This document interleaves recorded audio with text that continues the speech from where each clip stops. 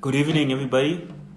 I'm Andile Matobela, aka the Journalist DJ, and it's another edition of Insta Chat with the Journalist, whereby I get to talk to some of the most talented people in the house music industry, the dance music industry. And today I have a guest. His name is Bongani Zulu. No AKA whatsoever. The dude just said that he's gonna go with his full name. And yeah, man, he's a deep house DJ, he's a producer as well, and he's very talented. So he was supposed to be on the Valentine event, which was scheduled to take place tomorrow. Oh, he just joined us, but it got postponed. So let me just add him on. But yeah, it got postponed. The lineup includes Candyman, Cornelius, and Gums, and those are some of the talented underground DJs that we have in SA in collaboration with Madonna in the house. Hey, sure, Bongani, what's up, man? What's up, Anita? How you, man? I know, I'm chilling, sir. Thank you so much for taking time out, man, to be on the platform. No, thank you guys for having me. I really appreciate it.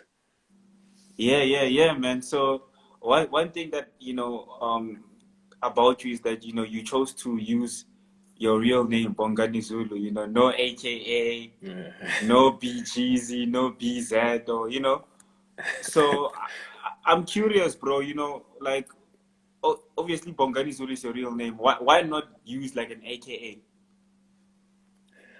I just felt like I had some few aces like early on in my career, but like super early. So I think I just felt like my name would be the best like thing to describe me. I guess it's like my own name, so it's the most original thing I can come up with. So I just decided to stick with it, and I think it's a pretty decent sounding name. So I just decided it'd be cool to keep it. Yeah. And I saw, when I was looking for your music online, I saw someone who's a rapper, and then your name was involved there. Were you in hip hop before house? Nah, I wasn't in hip hop, but I won't lie, I've been producing some hip hop beats recently. They're not ready to go out to public yet, but yeah, I've just been playing around with that. Mm. Yeah, man. Okay. All right. Cool. So, but you're a house dude, right? And I've been listening to your mixes and your music, and your stuff is deep, man. You're not trying to be compromising of your sound. I just want to know, it sounds like it comes from a very very special place. What inspires your sound, bro, when you produce? As a person, very I'm not I guess out there. I'm quite a shy person, so I think my music is very introspective and it's not very flashy at all, which I think describes me pretty well. Yeah, I'd like to think that my music takes people on a journey through my own feelings, and that's the best way I can express myself. So I think my sound comes through with the music I produce and play. Mm, I see, and so you're a DJ, you get booked to play at like, festivals and stuff, but you're also, an introvert. So how do you get the, how should I put it? How do you get on stage and how do you overcome the shyness by putting yourself out there on this festival where there's like hundreds or thousands of people watching? How do you do it? I think once you're on there, you just all that nervousness kind of wills you on and makes you want to perform better. Um, I feel like the DJing platform is the best way I can express myself. It's like how artists paint to express themselves. I think music is my art form on how to express myself. So when I DJ, that is literally a form of how I feel, and I think it's better than me like actually communicating because I'm pretty shy in that way. So I think just like expressing myself through music is the best way I can overcome my nervousness and shyness. Mm. And you're a Pretoria dude, and we all know that Pretoria is the capital of house music. What what have been some of your influences from PTA? From PTA has a crazy like house scene right now. Um, a lot of people are doing things. There's a lot of good events happening, which I feel is a great way for us to keep pushing the scene. Um, Influences from PTA specifically, I can't think of one right now. There's quite a lot. One of them, I guess, would be Cornelius. He's doing pretty crazy things. Um, Another one would be people like in my circle as well, Jaren from Eden, Romario. They pushing their products pretty well. And yeah, I think we have a pretty growing scene right now.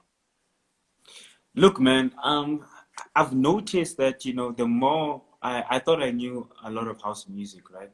But the more I discover house music, the more I realize that I actually do not know. I'm just scratching the surface of the house genre, right? I thought I knew what PTA house music was about. It was either soulful, or it's amapiano, or it's super ratchet. But then here you come with your different type of house, and you're not alone. You have other guys, you have your circles. So I just want to know, like, normally, if, okay, now obviously there's lockdown, but normally where would you and your circles, where do you guys host events? Where do you guys hang out? Well, usually we host events in Hatfield, uh, at a party called, usually at the venue called The Grind, and we host a party there called Wildlife. It's usually mostly a techno orientated party, but there is like splashes of house and stuff. We've hosted some pretty decent acts of house there. I think Tulani has been there, Gums has been there. We've had some internationals come to there as well. And Mm. yeah, that's where we usually hang out. House music wise, also I think Summit is also a very big place to, showcase house music. Swanee Fontaine as well is pretty. I think everyone knows that event and how the Mm. stuff goes down there. Mhm. And yeah, there's also some parties in the CBD like House 22 that also do their thing in terms of pushing house music. Yeah, it's a Mhm. pretty broad scene. There's a lot of venues and collectives doing their thing to push the scene.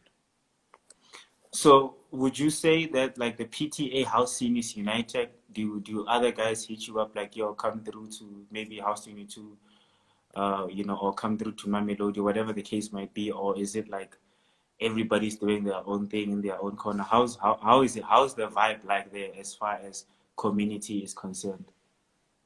I think it's a bit of both. There are people trying to push their own sound to try and form a feeling of uniqueness and not trying to copy everybody else in that sense. But there is definitely an overwhelming feeling of community.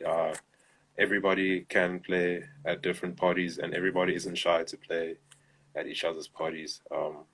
I've been fortunate enough to be invited to quite a lot of parties to play there in different places in Pretoria. Um, I guess my music isn't very not very suited to, for example, let's say like the Mamelodi side, because I don't really play that type of house. But I would definitely love to try and see if people would like my style there. I think you should go and play at my melody. It will be interesting to see how people are gonna react Yeah, to your sound. Uh, because yeah, I think you're deep, man. But that's a good thing, thank you. because you're different, and hence we are here today. But I also noticed that your music, or the one that I found anyway, doesn't have any vocalists.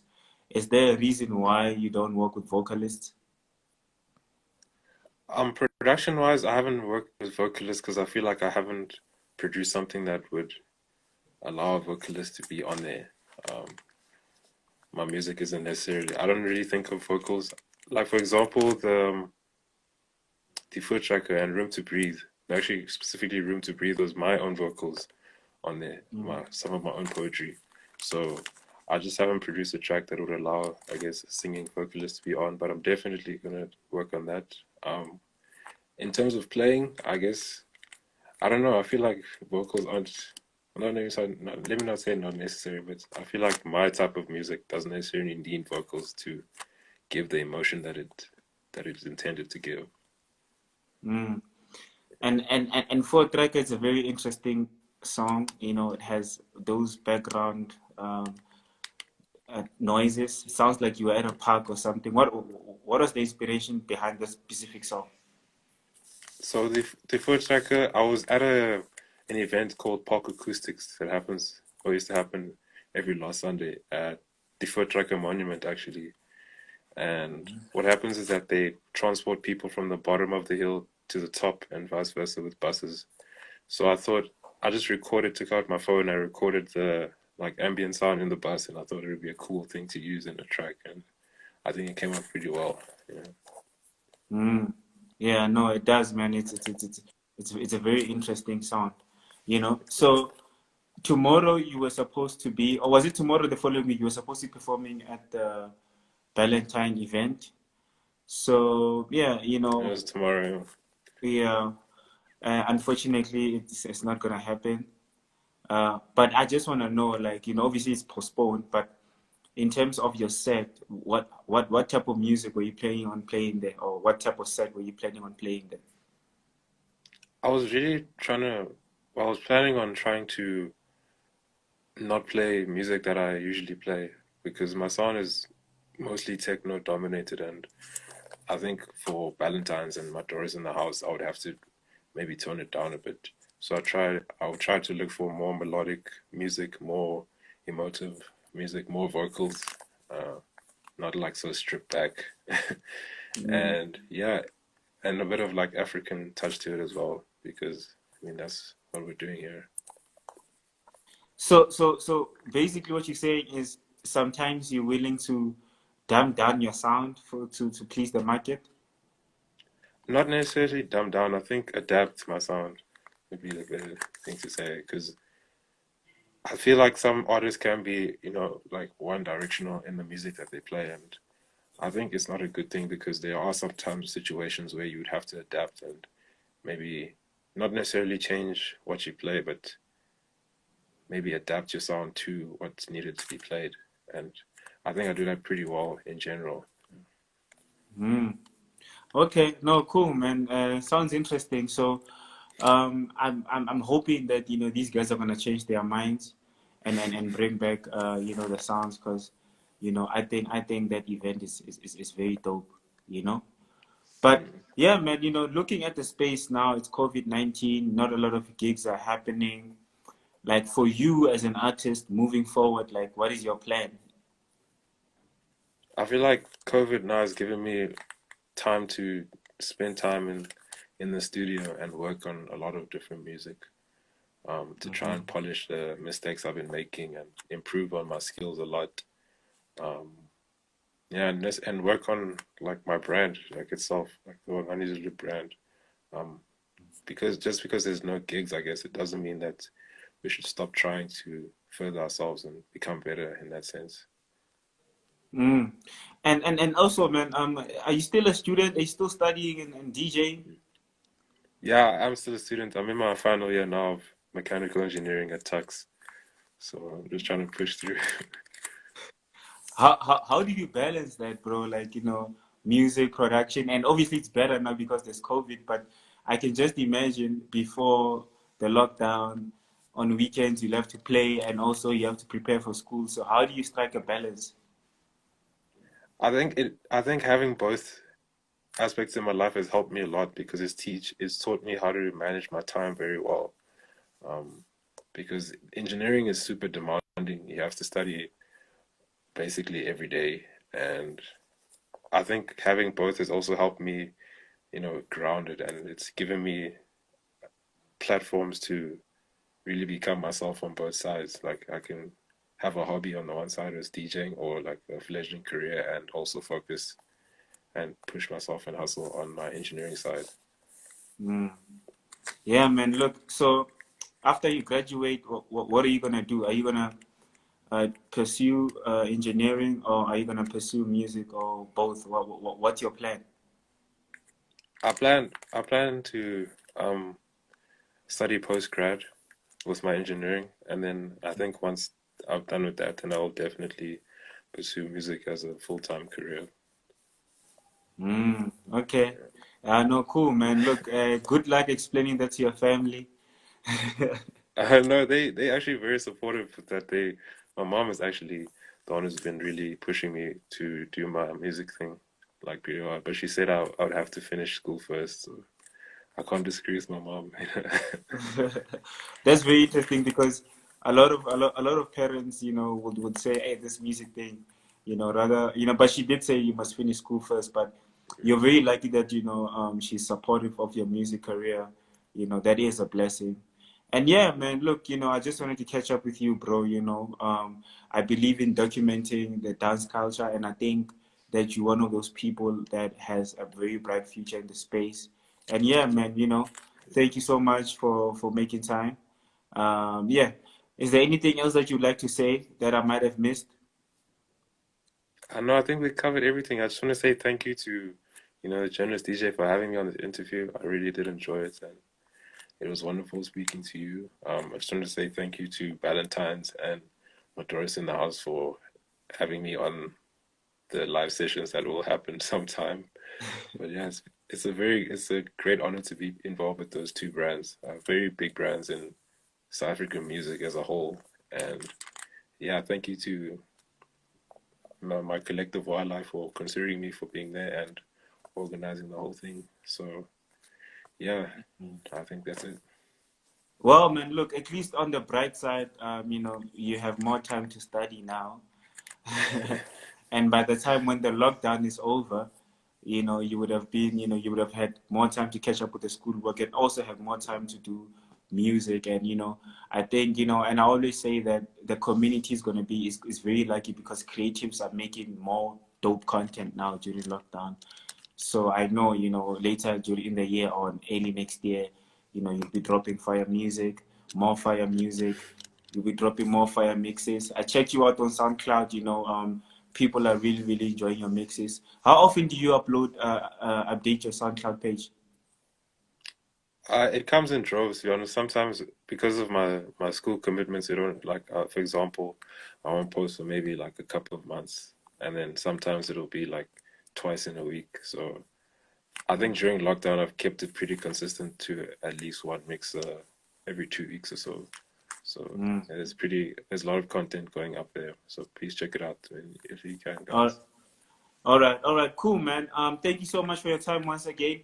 And please, whenever you've got exclusives, I'm here, bro. Hit me up. Let's talk about new music that you'll be dropping. This is a platform for house music, and it's about documenting, like I said, people like yourself that are doing amazing things. So thank you so much, man, and thank you to everybody that watched this live. We really appreciate it. It's all about the dance music culture, house music culture, pushing house music forward. And thank you. Thank you, journalists.